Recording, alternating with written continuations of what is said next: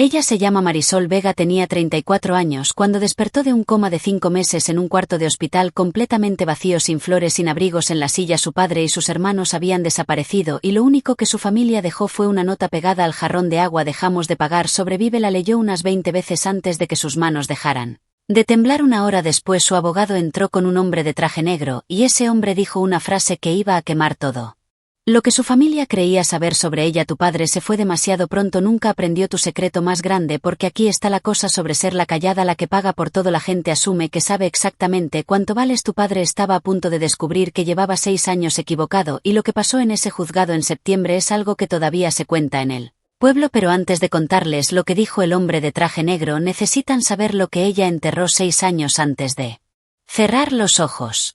Bienvenidos de nuevo a Hidden Empire Tales, donde la persona más callada de la familia nunca es tan indefensa como parece. Si las historias de familia, traición y límites ganados con esfuerzo les hablan, dejen un comentario y suscríbanse, porque esta empieza con una nota y termina con una firma.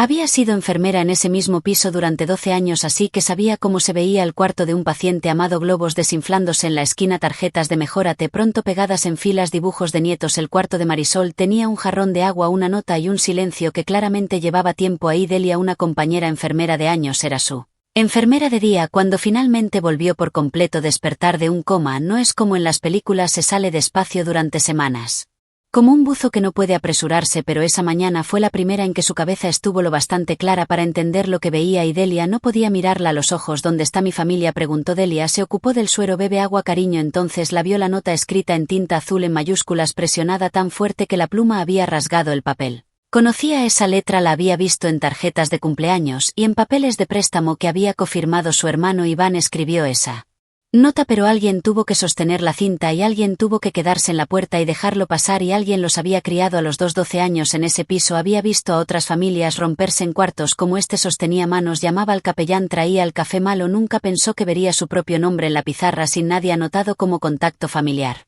Una nota así no se escribe en un mal mes, se escribe durante 15 años y empieza la primavera en que murió su madre. Tenía 19 años, a mitad de su primer año de enfermería, y su madre se fue en 11 semanas. Cáncer de ovario rápido y cruel. Su madre era el centro de la familia, todos los hilos pasaban por ella. Cuando murió alguien tenía que tomar los hilos y su padre miró alrededor de la cocina y sus ojos cayeron en ella. Su hermano Iván tenía 23 años y alérgico a la responsabilidad. Su hermana Camila tenía 14 y todavía era una niña, así que fue ella. Terminó la escuela, tomó trabajo en el hospital del condado y empezó a pagar en silencio como lo habría hecho su madre. Techo nuevo en la granja a los 25, el seguro extra de su padre cuando la cosecha fue mala, la fianza de Iván una vez, el préstamo de su camioneta 2 veces, los libros de Camila. Cada semestre hizo la cuenta una vez y paró porque el número la hizo sentir algo que todavía no tenía nombre. Y su padre, Ramiro Vega, 63 años, tercera generación de agricultores, le ponía la mano en el hombro cada acción de gracias y decía lo mismo: siempre fuiste la fuerte. Cargó esa frase como una medalla, se la repetía en turnos dobles en el estacionamiento a las 2 de la mañana esperando al banco. La fuerte. Le tomó 15 años, un coma y un pedazo de cinta para finalmente escuchar esa frase, por lo que en verdad no era una medalla, era una etiqueta de precio, y el precio subía cada año y ella lo seguía pagando, como si algún día llegara la cuenta marcada, saldada.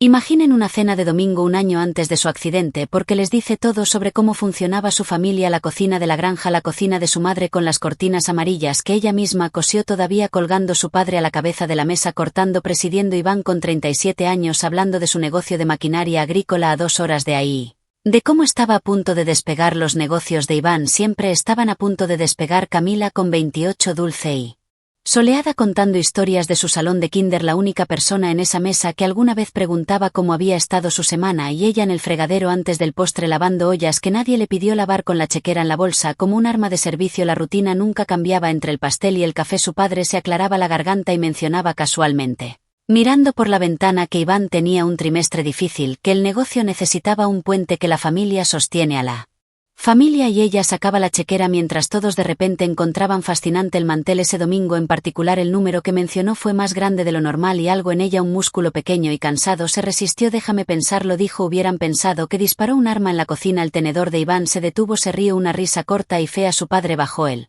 cuchillo y la miró como mira un poste de cerca que se ha movido. Pensarlo, dijo despacio, la familia no es algo que se piensa, afirmó el cheque esa noche, pero quiero que recuerden esa resistencia porque resulta que sabía algo que ella todavía no sabía. Ahora la parte que su familia nunca supo lo que el hombre de traje negro mencionaba 6 años antes de su accidente. Cuando ella tenía 28 años su padre casi perdió la granja. Se enteró por accidente una carta certificada olvidada en el asiento de la camioneta mientras él estaba en el granero. El banco estaba llamando la nota $148.090. Días lenguaje de ejecución hipotecaria. En la segunda página su padre había estado refinanciando esa tierra en silencio durante una década para cubrir malas cosechas y los desastres de Iván y lo había escondido todo. Hubiera dejado que el condado se llevara la cocina de su madre antes de dejar que los vecinos lo vieran fracasar, así que hizo lo que hace la fuerte. Fue con un abogado del pueblo y armaron una máquina silenciosa, una compañía llamada Cernícalo Tierra Sociedad Limitada nombrada por los halcones pequeños que cazaban en los linderos de la finca Cernícalo. Pagó la nota completa, 90.000 de eso era su parte del seguro de vida de su madre, dinero que nunca había tocado. 58.000 era cada dólar ahorrado en 12 años de enfermería. A cambio su padre firmó la escritura a nombre de Cernícalo, una compañía de inversión agrícola, y arrendó la granja de vuelta por $1 al año. Sabía que había perdido la granja, solo nunca supo quién la atrapó. Esa fue su única condición. Hizo jurar al abogado. Su padre nunca podía saber que Cernícalo era ella, porque si lo sabía la vergüenza lo mataría o la odiaría y honestamente no sabía cuál de las dos la asustaba más, así que su padre firmó la tierra sin decirle a sus hijos y ella la compró sin decirle a su padre, y 2 secretos se durmieron en el mismo cajón del archivero del abogado y ahí se quedaron 6 años. El accidente pasó un martes de diciembre por la noche. Acababa de terminar un turno de 12 horas, 3 ingresos, un código que perdieron y manejaba a casa por la carretera del condado poco después de medianoche. El hielo negro no avisa el camino, simplemente deja de ser camino. Le dijeron que el auto rodó 2 veces y quedó en el sembradío de un vecino. Que el oficial que la encontró pensó que ya se había ido. Lesión cerebral traumática, una muñeca destrozada, 3 costillas, un pulmón golpeado. Los cirujanos hicieron su trabajo y luego su cerebro bajó las cortinas y colgó un letrero que decía cerrado hasta nuevo aviso. Aquí está el chiste que nunca pudo reírse. Era la enfermera que fastidiaba a todos con el papeleo. Había estado en 100 camas diciendo haz tu poder notarial, cariño, elige a tu persona mientras estás sana, y su propio archivo vacío. Estaba soltera sin hijos, 34 años, sana, y su persona iba a ser la Marisol futura que se ocuparía después de las fiestas. No se puede firmar un poder cuando estás inconsciente, nadie puede, así que el hospital hizo lo que hacen los hospitales y el tribunal hizo lo que hacen los tribunales. Cuando no hay papeles buscó al pariente más cercano. En 3 semanas una jueza de sucesiones firmó una orden nombrando a su padre su tutor de emergencia y administrador de todo lo que ella poseía, su cuenta corriente, sus ahorros, $52.000 reconstruidos turno por turno en los 6 años desde Cernícalo, su apartamento, su auto, su correo, cada llave de su vida entregada por un tribunal bien intencionado a un hombre que había creído toda su vida que el dinero de una hija era simplemente dinero de familia que ella tenía guardado. Tuvo que reconstruir los siguientes 5 meses después con los registros y con lo que vio Delia, y se los cuento tal como los recibió fríos. En enero la visitaban los 3 casi todos los fines de semana. Su padre se sentaba con el sombrero en las manos. Camila le leía. Delia dijo que hasta Iván fue en febrero. Los médicos empezaron a usar palabras más largas y uno dijo la frase que cambió el clima. Puede que nunca recupere una función significativa. Las visitas se hicieron menos. En marzo empezaron a aparecer los primeros retiros grandes en el libro de administración, coordinación de cuidados, gestión de propiedad, gastos de viaje familiares relacionados con la paciente. En abril entregaron su apartamento, sus muebles, fueron al garaje de Iván, le cortaron el teléfono. Quiero ser justa porque la justicia me importa. Las cuentas médicas eran reales, su seguro cubrió lo peor y los trabajadores sociales ya habían empezado el papeleo de asistencia para cuidados a largo plazo. Nadie estaba hipotecando nada. Para mantener su corazón latiendo, el dinero que su padre movía no iba a las máquinas, salía por la otra puerta. Y luego la primera semana de mayo llegaron una última vez. Delia estaba de turno, bajaron las tarjetas, le dijo, y la foto de su madre del alféizar. Su padre se quedó al pie de su cama un largo minuto solo, y lo que fuera que le dijo nadie lo escuchó. Luego Iván pegó la nota al jarrón y su familia caminó al estacionamiento y manejó de vuelta. Todos se fueron. Dejamos de pagar. Sobrevive 8 días. Después, un martes por la mañana, sus ojos empezaron a seguir a Delia por el cuarto. 8 días. No pudieron sostener la cuerda 8 días más, y gracias a Dios no lo hicieron porque despertó sin deberles nada. Así que ese es el cuarto en el que estamos parados. Ella recostada en almohadas, todavía no podía acomodarse, sola una nota en su regazo. 3 semanas de mañanas con la cabeza clara detrás de ella y un cuerpo que tenía que reaprender las escaleras. Y entra el abogado, traje gris más viejo ahora, cargando la misma carpeta de cuero que llevaba 6 años, y detrás de él un hombre que nunca había visto, alto, callado, traje negro, esa quietud que enseñan los cuartos caros. El abogado se sentó y le tomó la mano.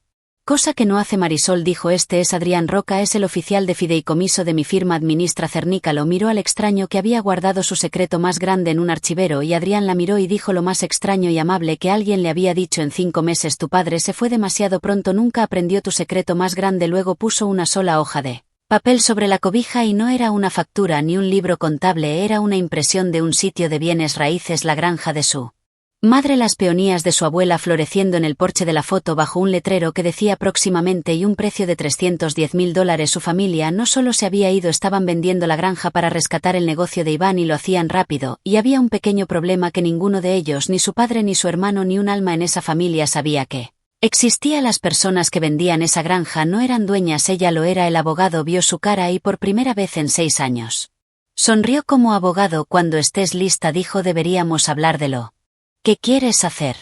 Antes de decidir cualquier cosa quería ver el daño todo en un solo lugar. Las enfermeras son así, no tratan la fiebre, buscan la infección. El abogado le trajo el libro que su padre había estado obligado a llevar para el tribunal y lo leyó como lee resultados de laboratorio, plano y despacio 2 veces. Cuando cayó inconsciente su cuenta de ahorros tenía $52.000. La mañana que leyó ese libro tenía 3.100, casi 49.000 habían salido de su vida mientras dormía y él libro vestía cada dólar con un disfraz de papel. Coordinación de cuidados, 800 al mes pagados a su padre. Gestión de propiedad para un apartamento vaciado y entregado. Kilometraje, comidas relacionadas con el bienestar de la paciente. Tarifas de almacenamiento pagadas a Iván por guardar sus propios muebles en su propio garaje. Y luego su favorito, una sola línea en marzo. Apoyo familiar diverso relacionado con la recuperación de la paciente, $9.800, redondo como un plato. Dejó la página y miró por la ventana un rato. Hay una sensación específica cuando un número confirma lo que tu instinto ya archivó hace años. No te tumba, se asienta como un diagnóstico que esperaba. Su padre no había entrado en pánico y tomado dinero en una crisis. Las entradas eran mensuales, ordenadas. Pacientes lo había hecho como araba, en líneas rectas como un hombre haciendo trabajo ordinario en una temporada ordinaria. Mientras tanto tenía que hacer el trabajo más humilde de su vida, convertirse en paciente. 5 meses acostada boca arriba te quita todo. Sus piernas habían olvidado su trabajo. Su mano derecha, la que reconstruyeron los cirujanos, no podía sostener un tenedor. La primera semana en rehabilitación te aplauden cuando te paras como si fueras un niño pequeño. El día que caminó el largo de las barras paralelas, una terapeuta joven se le quebró la voz y ella la dejó abrazarla. 12 años había sido ella quien sostenía el cinturón de apoyo. Estar del otro lado te enseña cosas de ti misma que no puedes aprender de otra forma, y una de las cosas que le enseñó fue fea. No sabía cómo dejarse ayudar. Cada bandeja que traía Delia, algún músculo en ella, trataba de cargarla de vuelta.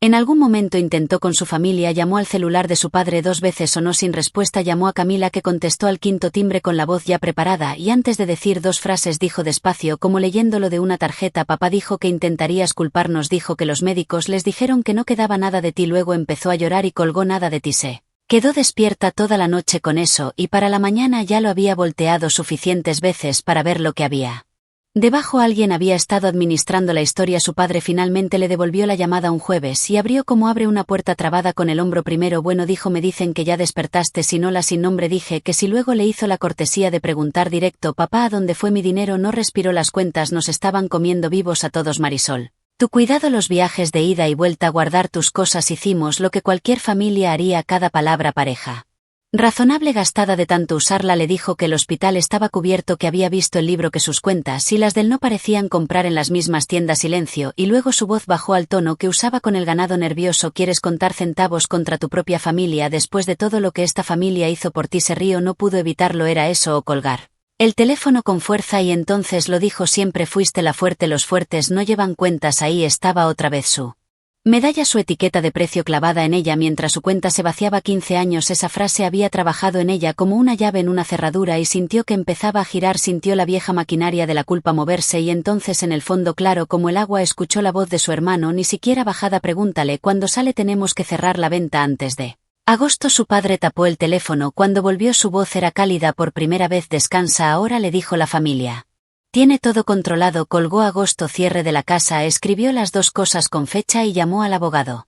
El abogado fue esa noche con Adrián y un blog, y los 3 pusieron todo el juego sobre su mesa de ruedas como una mano de cartas. Esto era lo que ellos tenían. Su padre creía que seguía siendo ante sus hijos y su condado el dueño de la granja. El negocio de Iván le debía al banco más de lo que Iván admitía, y el banco había dejado de ser paciente en primavera, así que la familia había listado la granja en silencio a través de un agente. Próximamente 310.000. Esto era lo que ella tenía Cernícalo era dueña de esa granja, escritura registrada en el condado hace 6 años. Su padre era arrendatario con contrato de $1. Cualquier venta moriría en el momento en que una compañía de títulos hiciera la búsqueda, lo cual, dijo Adrián revisando su reloj como si fuera algo programado, probablemente pasaría en 3 semanas y por separado del otro lado del tablero. La tutela, mientras estuviera vigente, su padre legalmente hablaba por ella. El primer movimiento no es opcional, dijo el abogado.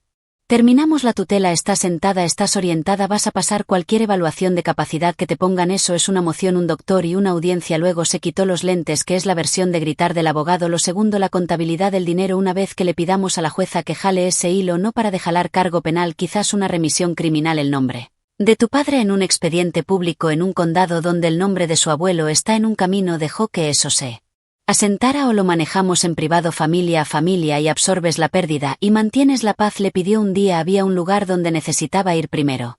Delia la llevó en su día libre porque todavía no podía manejar. 15 minutos del pueblo pasando el silo y ahí estaba la casa blanca de la granja, los 2 arces plateados, las peonías de su abuela floreciendo locas por el porche como lo hacen a fines de mayo, y plantado en medio del jardín de su madre como una bandera en una tumba un letrero de agente próximamente nadie en casa. Claro, su padre vivía